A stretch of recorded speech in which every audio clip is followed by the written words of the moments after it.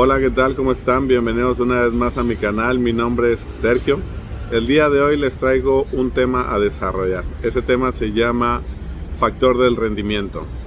Y se me hace importante comentarlo porque muchos de los que trabajamos en cocina y sobre todo de los que estamos a cargo de cocina, una de las actividades más comunes que tenemos que hacer es calcular los costos de lo que son las recetas. Entonces el factor de rendimiento para mí es un punto muy importante y crítico, sobre todo cuando estás iniciando en estos menesteres, pues porque son situaciones que debes de considerar y que a veces se pasan por alto. Entonces es muy fácil el hecho de querer costear una receta solamente por las cantidades que utilizas. Pero muchas veces esto no es necesariamente la forma en la que se debe de utilizar. Es por esto que traigo este tema y te quiero explicar a lo largo de este desarrollo a lo que me refiero, de qué se trata y cuáles son las condiciones en las que se puede utilizar lo que es el factor de rendimiento en los ingredientes, en los productos y en tu cocina en general para tener un costo eficiente de tus recetas. Así es que si estos son temas que te interesan, considera quedarte en el video y si no estás suscrito, suscríbete a mi canal. Vamos con el tema. Pues para empezar voy a definir lo que es el factor de rendimiento. Y el factor de rendimiento no es otra cosa más que un número que te da lo que te rinde un producto. Esto podría ser bastante sencillo y bastante obvio, ¿no? Un factor de rendimiento es lo que me rinde el producto. Pues básicamente sí. Voy a empezar a explicar y a desmembrar un poquito la importancia de este factor o de este número con respecto a mi costeo y a mis ingredientes. Bueno, para explicar este punto voy a empezar viendo que yo tengo un tomate y tengo una cebolla. Estos ingredientes, cuando vienen de la verdulería, del mercado, están íntegros y yo los pago por kilo. Entonces una pieza de tomate es igual a 100 gramos, una pieza de cebolla es igual a 350 o 400 gramos. Eso me queda bastante claro y no tiene ninguna ciencia. ¿Dónde empieza el trabajo del chef y dónde empieza el factor de rendimiento? Bueno, esto empieza desde el momento en que yo compro el producto, pero después lo voy a someter a una transformación. Es decir, la cebolla y el tomate para mis recetas yo los ocupo de diferentes formas. Y entonces las diferentes formas de cocción o los diferentes métodos de cocción al que yo someta mi producto me va a dar un rendimiento. ¿De qué se trata esto? Si yo mi cebolla la pico, entonces yo tengo 350 gramos de cebolla y cuando la pique no voy a tener 350 gramos de cebolla, voy a tener a lo mejor 300 gramos o 280. Y la pregunta es ¿por qué? ¿Por qué si yo tenía 350, al picarla voy a tener menos? Bueno, pues la razón es muy sencilla, porque le tengo que quitar la punta, le tengo que quitar la cola, le tengo que quitar la primera capa y entonces ya puedo empezar a picarla. Eso quiere decir que yo pagué 350 gramos, pero realmente estoy recibiendo y estoy utilizando 280. Ahora, si yo compro 100 kilos de cebolla y yo pico 100 kilos de cebolla, en realidad voy a obtener tal vez 90 kilos de cebolla. Eso, cuando lo empiezas a ver en números, te va dando una pauta y diciendo, bueno, pues sí, pero la cebolla no es tan significativa. Ok, está bien. Ahora vamos con el tomate. El tomate también tiene su factor de rendimiento, sobre todo si lo vas a picar, que para picarlo merma lo que es el líquido o la semilla, le quitas el rabito, etcétera. Si lo vas a hervir, a lo mejor lo avientas todo completo y no te merma nada. Si solamente lo vas a ocupar la cáscara, pues entonces te va a mermar mucho más de la mitad. Entonces, dependiendo del método y la forma en que tú utilices tu ingrediente, te va a dar el factor de rendimiento. Quiere decir que si yo voy a hacer una receta que lleva pico de gallo y solamente voy a utilizar la cáscara de tomate, si yo quiero obtener 1 kilo de pico de gallo, pues voy a tener que utilizar más de 1 kilo de tomate, porque me va a mermar más de la mitad de lo que yo esté utilizando. Entonces, muchas veces en el costeo de las recetas, los chefs, cuando son principiantes, y dicen, bueno, yo para hacer un kilo de pico de gallo, necesito 600 gramos de jitomate, 200 de cebolla, ya van 800, 100 de cilantro van 900 y 50 mililitros de limón y 50 de aceite, un poco de sal. Listo, ahí tienen su kilo. Pero no consideran el factor de rendimiento, no consideran que el kilo de tomate, a la hora de que lo empiezas a limpiar o le quitas el rabito, merma la cebolla, merma de igual manera, y entonces en lugar de tener un kilo, pues vas a tener 900 gramos. Puede no haber problema en producciones pequeñas, pero en producciones grandes, cuando estás en un establecimiento y tienes una venta de a lo mejor 300 comensales al día, sí hace una diferencia. Cuando empiezas a vender los platos y crees que de una receta te van a salir 10 y solamente te salen 8, pues entonces el costo se empieza a elevar. Y la pregunta es ¿por qué? ¿Por qué si mis costos están bien?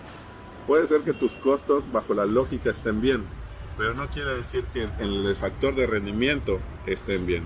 Y pongo un ejemplo más drástico y donde regularmente se cometen los mayores errores. Cuando estamos empezando, vemos que los pescados y las carnes nos las venden a un precio. Y regularmente si yo compro un filete de pescado, me lo pueden dar en 280 pesos. Y si yo compro un pescado entero, me lo van a dar en 200 pesos. Entonces se me hace mucho más barato decir, bueno, yo prefiero comprar el pescado entero, limpiarlo, y sobre eso voy a trabajar porque me sale más barato. Ok, hasta ahí va bien la lógica.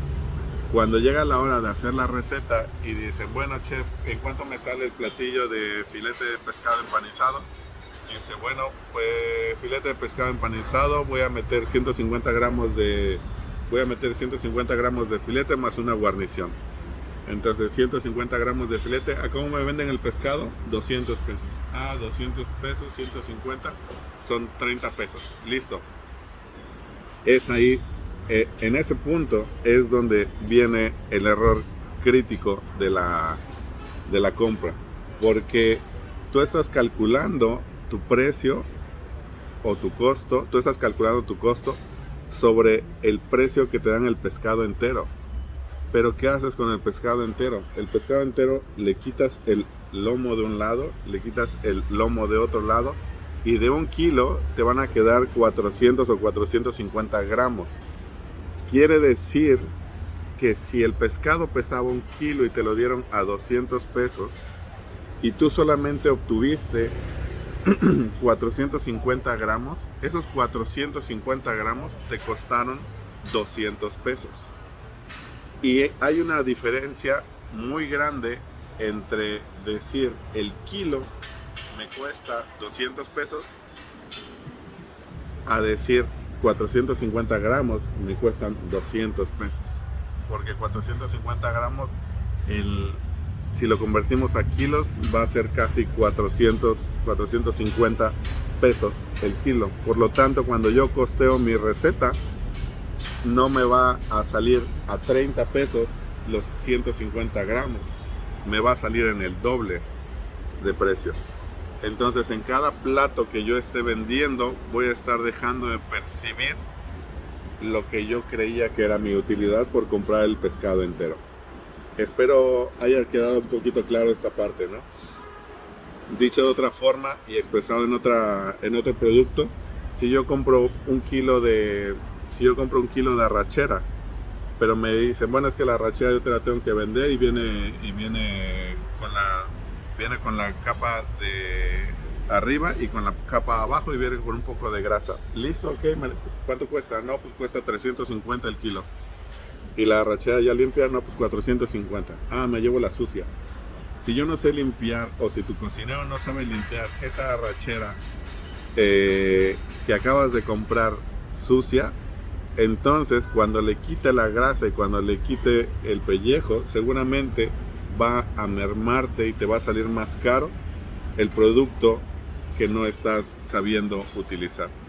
Y cuando te des cuenta del tiempo persona que te llevó a limpiar eso, más la merma, casi vas a llegar al punto donde podrías decir, bueno, lo hubiera yo comprado ya limpio. Pero ¿qué pasa cuando haces tu costeo? Tú haces tu costeo en el kilo de arrachera sucia, pero tú la limpias y tus recetas las haces en base a arrachera limpia. Entonces, ¿por qué le metes el costo de la arrachera sucia si lo que estás utilizando es arrachera limpia?